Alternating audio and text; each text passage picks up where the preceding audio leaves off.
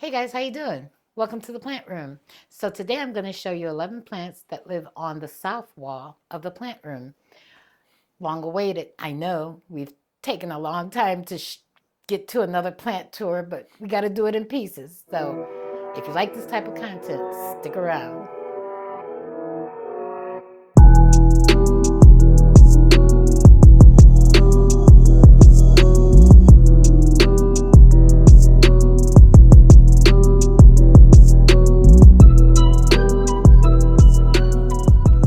All right, guys, as I mentioned in the intro, we're going to be taking a look at the plants that I have on the south wall of the plant room. In no particular order, I have some favorites in here, but we'll go ahead and get started with this Burl Marks variegated. So as you can see, I don't know if she's reverting, but she does have some variegation on here. She lives on the stool, and she is on a pole. I think I've had this plant, I want to say, for a year. And this is one of those plants that's so easy to care for and grows all wild and willy. Very crazy like, but a nice plant to have. And then right behind it, this is my gigas. So she is actually putting out some very pretty leaves. We are at a point where I am likely to chop and extend this one. I'm not so sure that I want to keep the bottom half because it is almost bare and you can't really see it because we've got so many plants in front of it. But she is one of my favorites. I do love these velvety leaves. Our initial start together wasn't as easy as anticipated. She's only as of recently started to put these leaves out and become a little bit easier to care for. I do appreciate the beauty in the leaves. She was a challenge. I think we've come to know each other a little bit better now, so I do really enjoy that plant. Right in front of these, I have a billietiae. Now, out of all of the plants, I've got to say, the billy is one of the easiest plants to grow. I love the elongated leaves, and I can't wait till this one matures a little bit more. She grows like wildfire. I would say I get maybe a leaf or two a month from this plant in this position. She seems to be happy here. She has been moved a couple times, and not necessarily from this wall, but just from side to side. I think this is her happy spot. And yeah, what's not to love with the orange petioles? I really think that's one of the striking features of this plant. And the bunny ears.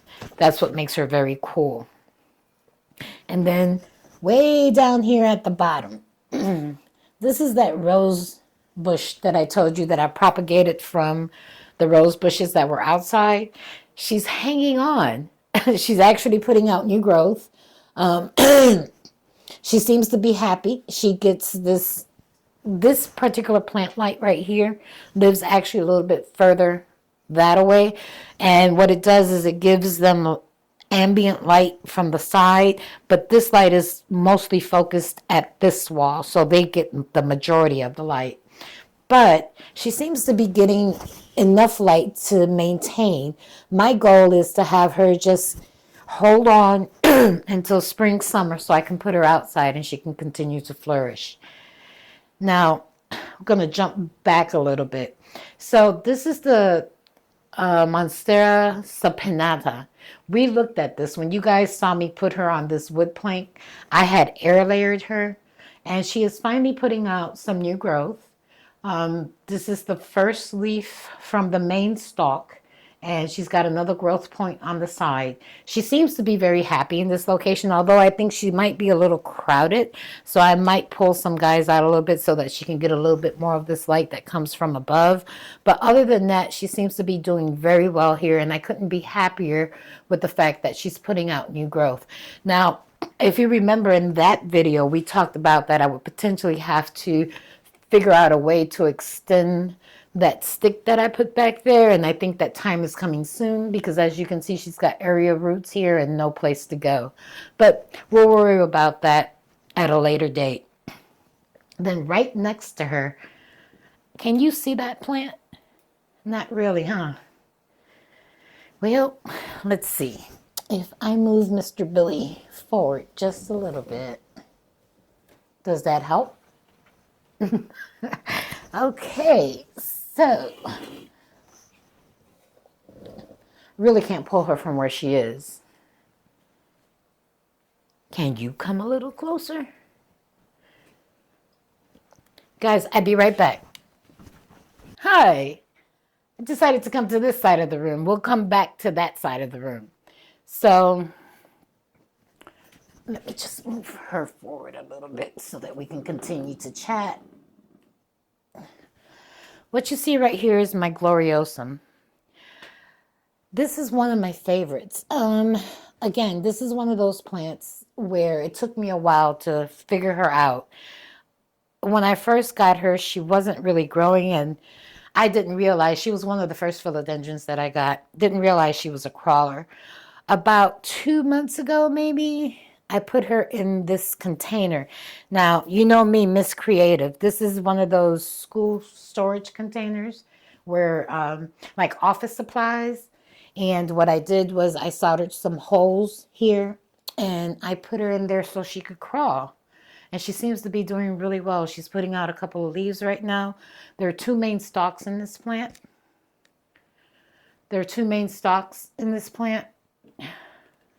And yeah, this one's yellowing, but it's one of the older leaves.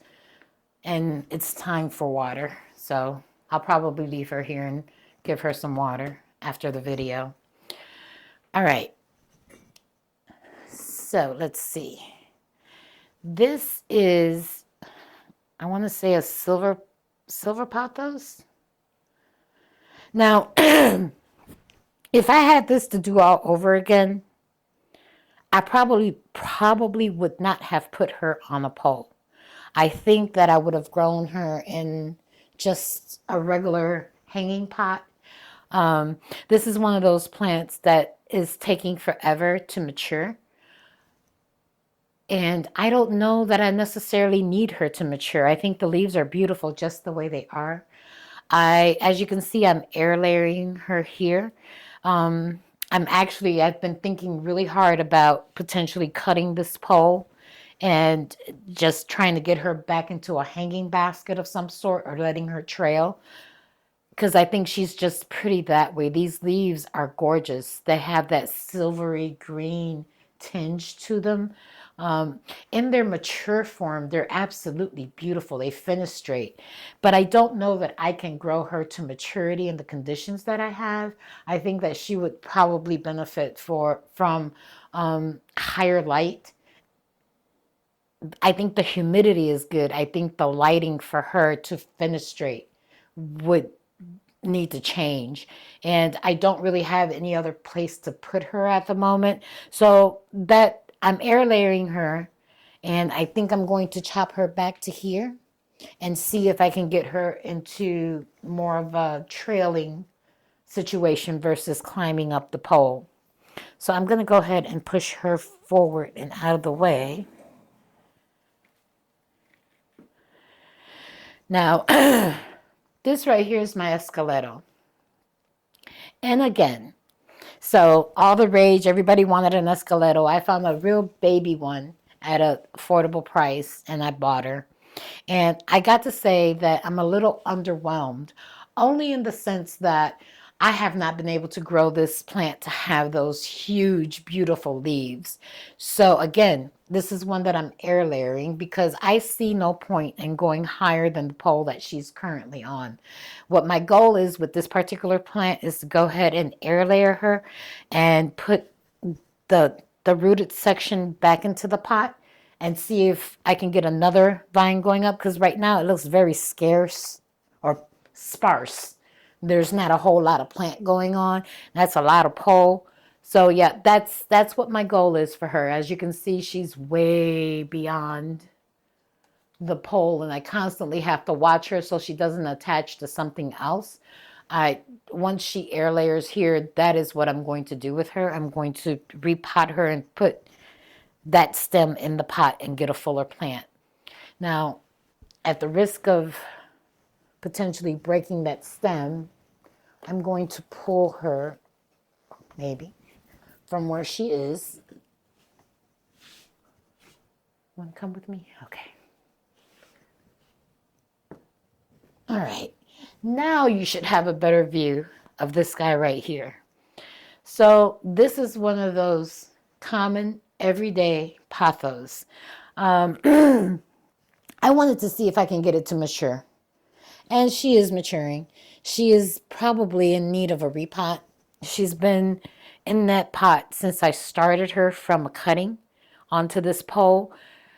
The leaves have definitely sized up, as you can see, starting from the bottom. It's a golden, I think this is the golden pothos. And yeah, my goal is to see if she can finish straight. But again, this is another one that when she reaches that top, I'm not going to go higher than this, because what I've found is that when the poles get much taller than me, I struggle to water them. And it's multiple waterings, not just the one. This size for me seems to be the right size as far as keeping the poles at a manageable height for me. Now, right next to that, I have my Burrow Marks Fantasy. And we've talked about this plant before. I think, considering her counterpart, this one is very unique. It's different. The leaves are very different. And this is another one that has gone way beyond her pole. And again, I'm going to chop and prop this one. I'm going to air layer it and put it back in the bottom, and we're going to go up one more time. That's one of my goals for 2025. I don't want these poles to be much taller than me, and I need to be able to manage them easily without having to ask my husband to put the bottle into the pole for me. And then last but not least on this wall, and I'm hoping my husband will pan. Let me move this guy out of the way. I'm hoping he'll pan from bottom to top. So this is a reverted pink princess. And as you can see, she, tried to put out a little bit of pink here, and she's got a couple of leaves with some funky mutation pink. But even though she's not the, I don't want to say true pink princess, she doesn't have any of that pink variegation. I do really love this plant. She grows like wildfire. There are currently 2 stems going up, and as you can see, she's way beyond the moss pole, actually at the roof. And I have been procrastinating doing something about this plant. At this point, I think my best bet would be to separate. This is where the top pole is. And if I separate this from here and put her in the pot again, it's going to give me a fuller plant. So I think that's what I'm going to do with her. And then once she reaches the top of that pole, I'll be propagating to give away, sell, or something along those lines, because it's a lot of plant right now. And I've actually done it a disservice. We have to be honest with ourselves. This should have been propagated a long time ago. And while she's not, she's not the coveted pink princess everybody wants. I think they call these burgundy princesses because they reverted. Either way, she's still a beautiful plant, and I do want to keep her. So I will be propagating her down to size so that I can make her even more fuller. So that was the south wall. Guys, if you have any questions about the plants that I've just shown you today, please leave something in the comments. Don't forget to like, subscribe, hit that button so you can get notified. Talk to you real soon. Bye, guys. Hey, guys, how you doing? Welcome to the plant room. So today, I'm going to show you 11 plants that live on the north wall of the plant. Damn it. South.